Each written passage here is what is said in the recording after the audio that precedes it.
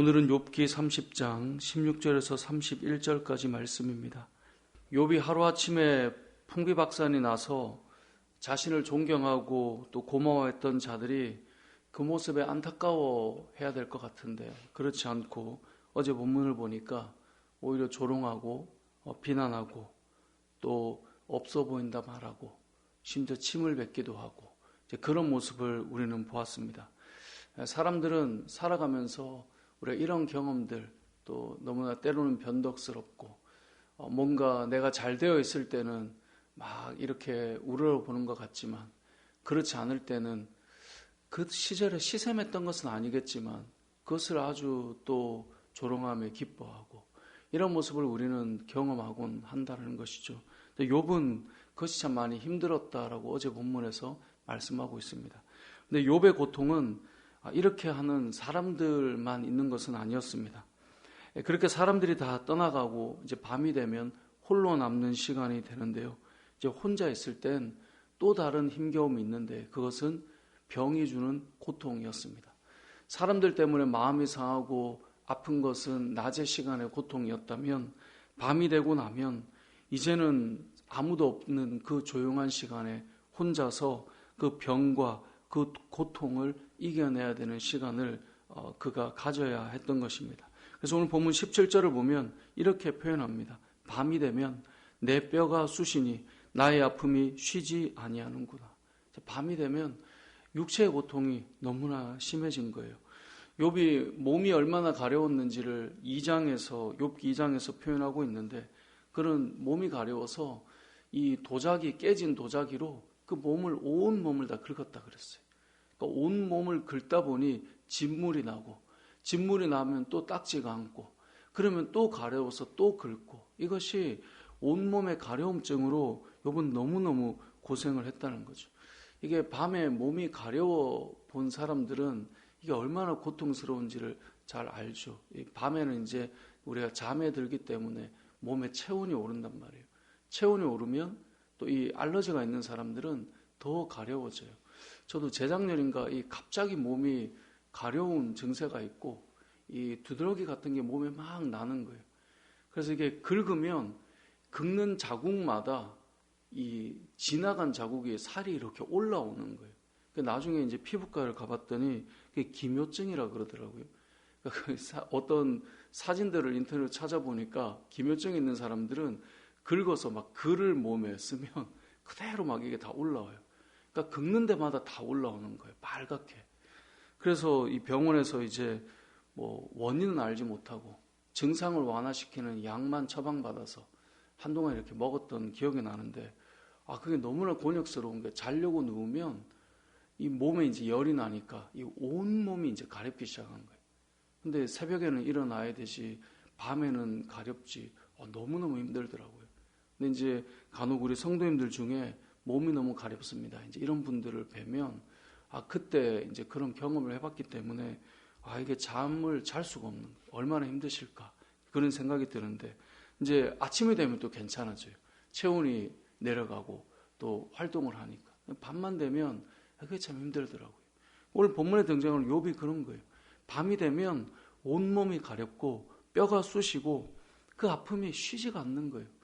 낮이 돼서 사람들이 오면 사람들로 인한 그 말로 인해서 고통을 받고 힘겨운데 밤이 되면 또 그 몸이 너무나 힘들고 지치는 거죠. 그래서 이 밤에 홀로 되는 그 정막 속에 온 뼈마디가 쑤시고 온 피부가 가렵고 그러니 욥이 할 수 있는 것이 무엇이 있겠습니까? 20절 말씀에 보면 하나님 앞에 내가 부르짖었다라고 말해요. 근데 그 가려움 속에 뼈가 쑤시는 그 고통 속에 부르짖는데 주님께서 아무 대답하지 않고 내가 서 있지만 주님은 나를 돌보지 않는다라고 20절에 고백하고 있어요. 그러니까 얼마나 힘들었겠어요. 21절에 보면 욥이 하나님 이건 좀 너무 잔혹한 것 아닙니까? 너무 힘든데 기도해도 듣지도 않고 진짜 좀 이건 잔혹한 것 같습니다. 그렇게 21절에서 표현하고 있는 것입니다. 나중에 30절에 보면 이렇게 표현합니다. 나를 덮고 있는 피부는 검어졌고 내 뼈는 열기로 말미암아 탔구나. 그러니까 그의 이 피부와 가죽과 뼈가 어느 정도로 고통스러웠는가를 오늘 본문은 표현하고 있죠. 어디 말할 데도 없고 이유도 알 수 없고 모든 것이 원망스러운 그런 상황.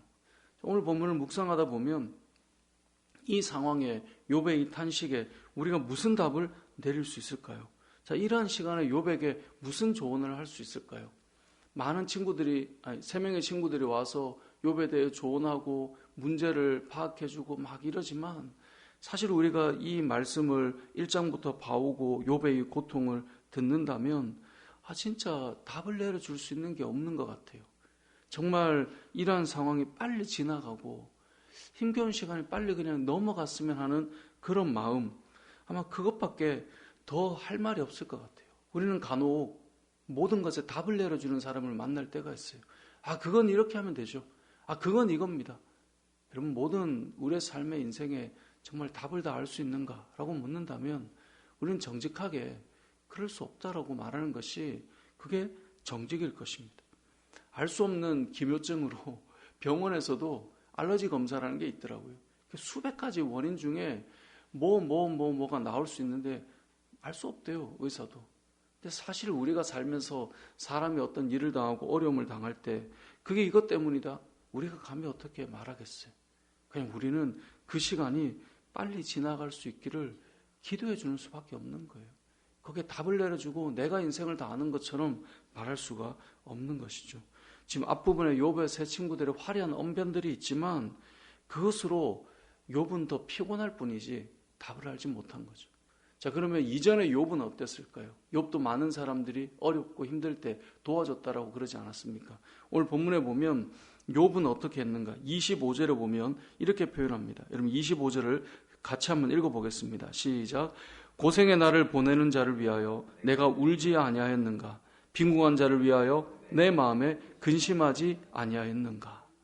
그러니까 욥은 그가 많은 이들이 어려울 때 참 많이 도와주었고 그들에게 힘이 되어 주었다라고 말했잖아요. 그런데 그가 했던 일은 무엇입니까? 25절에 고생의 날을 보내는 자를 위하여 그냥 울 수밖에 없었어요. 거기에 답을 내릴 수 있는 게 아닌 거예요. 뿐만 아니라 빈궁한 자를 위하여 내 마음에 근심해 주는 수밖에 없는 거예요. 누군가 어렵다 말하고 힘들다 말하고, 저도 오늘 이제 좀 갑작스럽게 아는 분께서 장례를 좀, 예배를 좀 집례해 달라, 그런 말씀을 듣고 상황을 들었는데 이게 뭐 보통 그냥 상황은 아니고 또 교회에 장례를 부탁하기도 어려운 그런 상황이어서 연락을 하셨더라고요. 그래서 이제 알겠다 가겠다라고 말했는데 사실 이게 상황을 들으면 거기에 뭘 말을 하고 답을 할 수 있는 게 없는, 그냥 같이 아파할 수밖에 없고 정말 울 수밖에 없는 그런 상황들이 있다는 거죠. 욥이 했던 그 모습을 우리는 기억해야 돼요. 누군가가 어렵다, 누군가가 아프다, 누군가가 힘들다, 급하게 우리가 움직여야 돼서 뭔가 위로를 하러 간다. 거기에서 그냥 울 수밖에 없고 함께 근심할 수밖에 없는 그 마음에 이게 빨리 지나가면 좋겠다. 이러한 시간이 빨리 넘어가면 좋겠다. 그게 가장 큰 답이에요. 얼마 전에 이제 이 어린 아이, 우리 새가족 교회 갈 때 이제 성도님께서 아이가 어린데 예배 드릴 때 어린 아이와 함께 예배 드리는 것 참 어려운 것 같다. 답이 뭔가 이제 물어보시더라고요. 우리도 이제 사무실도 있기도 하고 이렇지만 이게 어떻게 하면 답을 낼 수 있을까? 저희 집사람이, 제가 이제 30에 결혼해서 아이가 4명이었기 때문에 사무실에서 10년 동안 거의 벗어나지를 못했어요. 그 다음 아이. 근데 아내가 그 얘기를 하더라고요. 아무리 노력해도 이게 아이와 함께 예배 드리는 건 집중이 잘 안 되는 거예요. 교회에서 아무리 어떤 시설과 뭐 영상을 쾌적하게 해주고 공간을 만들어주고, 근데 방법은 하나더라고요. 시간이 지나서 아이가 크고 사무실을 나오는 순간부터 예배가 집중이 되는 거예요. 그러니까 이게 물론 도우려고 많은 애를 쓰지만 어느 시간은 지나야 그 다음에 해결이 되더라고요. 그때 답을 내려주지만 그 시간이 그냥 잘 지나가는 수밖에 없는 때도 있더라는 거죠. 오늘 본문의 욥은 뭔가 답을 내릴 수 없는 상황인 거예요.